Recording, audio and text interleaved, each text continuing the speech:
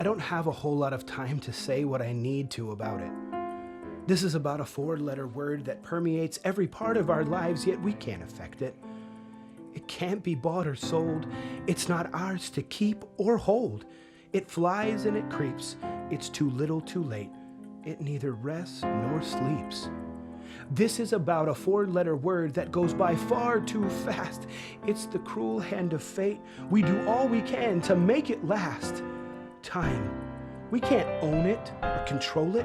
We can't modify it or manipulate it. Time is unchanging, unwavering, unrelenting, and unforgiving.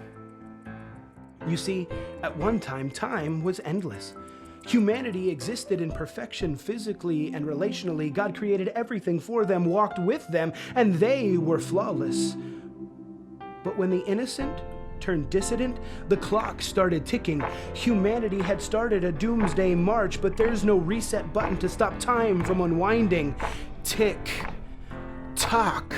Like all those movies, all it took was one single bite, and in that bitter moment, a plague swept over the earth, infecting every beating heart, contaminating from birth. Tick, tock.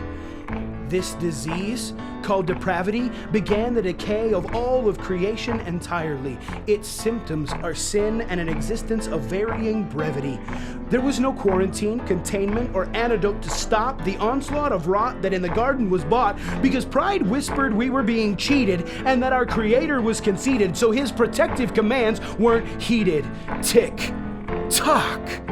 Time was now working against humanity. That thing that could have been mankind's for eternity now eats away at our mortality. Instead of looking down at the utopia God gave, our lives are funneled down the open mouth of time that leads to the grave.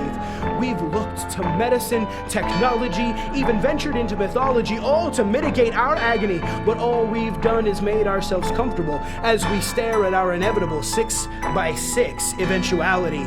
Tick, tock.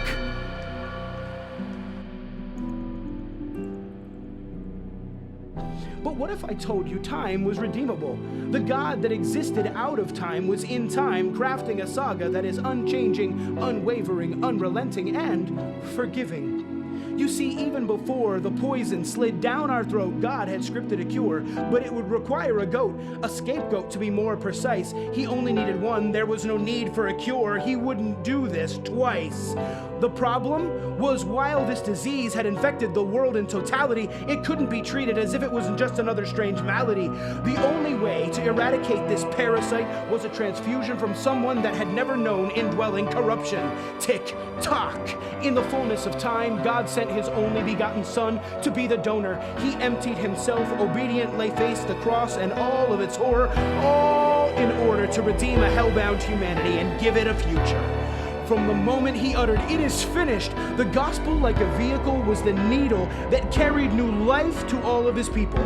Because of the blood Jesus spilled, those that were dead in sin are now made alive and spirit-filled.